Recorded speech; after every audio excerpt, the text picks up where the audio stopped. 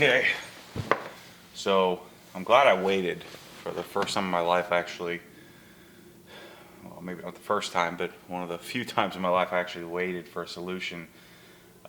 What I wanted was a way to open and close the valves on the exhaust. So my sequence or my steps to get there have been, of course, got the Acura exhaust.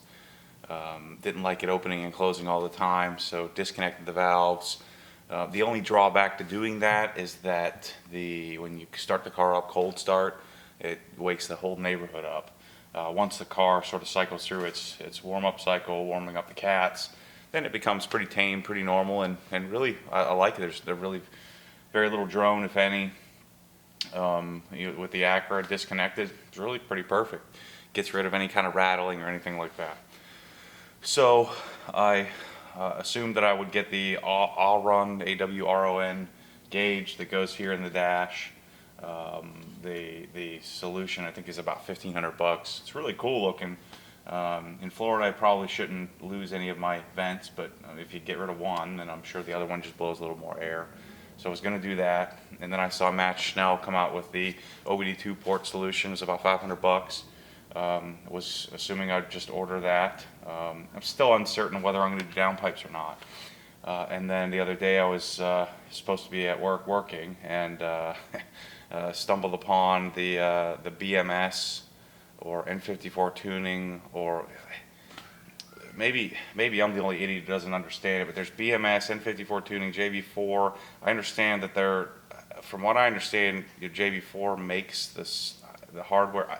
And Mike at N50, I don't know. Maybe they should do a little better job at sort of explaining who's who and who's what and who's making. I'm sure all the N54 guys know because they sort of grew up with Mike and his crew and the team there that makes the stuff.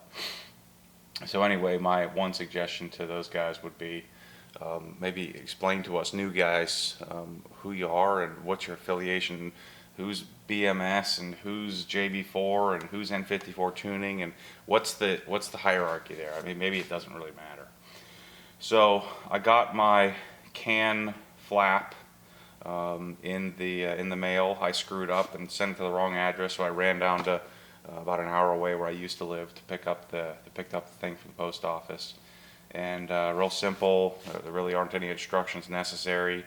For whatever reason, I couldn't find the OBD2 port. I was too lazy to get a light out, and then I got online and found the OBD2 port right up under here. Plugs right in. Sorry, I just opened up the trunk there.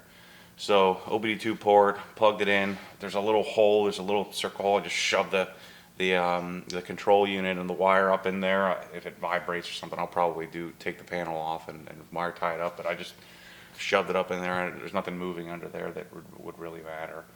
So I'll have it permanently plugged in the OBD2 port, and then I proceeded to sort of test to see how it works, and it does work really well.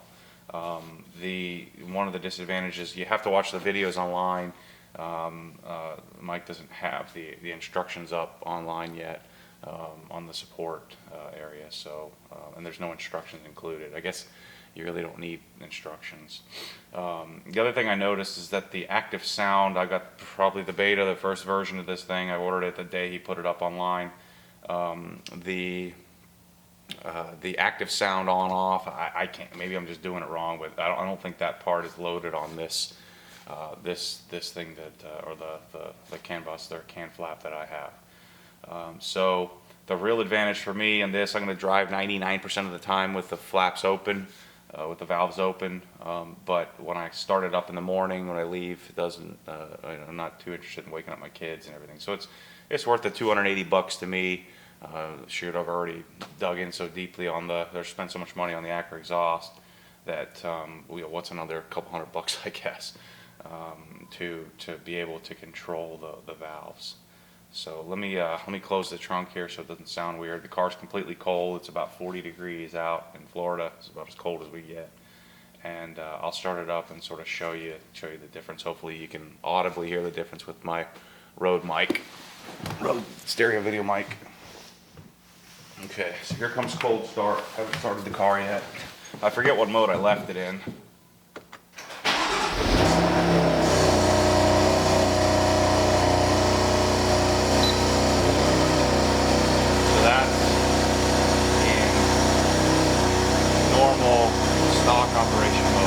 I did is I left the car in stock mode and switched to. Notice the difference. Valves are open. You can probably barely hear me talking so loud. So on cold start, it's a pretty big difference between the two. So, and all I do is hold the little BC or whatever that, I forget what BC stands for, something computer control. So, their stock operation with the two flashes. There's open. There's closed. And just like the factory exhaust, there's a little bit of a rattle when the thing's cold. The valves rattle a little bit. You don't get any rattle when the valves are forced open. But what I'll do is I'll just get in the habit of when I pull into the house, I'll put it in stock mode, the OEM open and close mode, and then open it up. Leave it open when I'm driving around. So works great, it's perfect, exactly what I want. I don't use the OBD2 port for anything anyway. It's super easy. A great job to whoever makes these things, BMS or BPM or whatever I think they're called. Sorry for the confusion, but I would highly recommend it. 280 bucks. You can control the valves. By the way, it took me 35 seconds to reconnect them.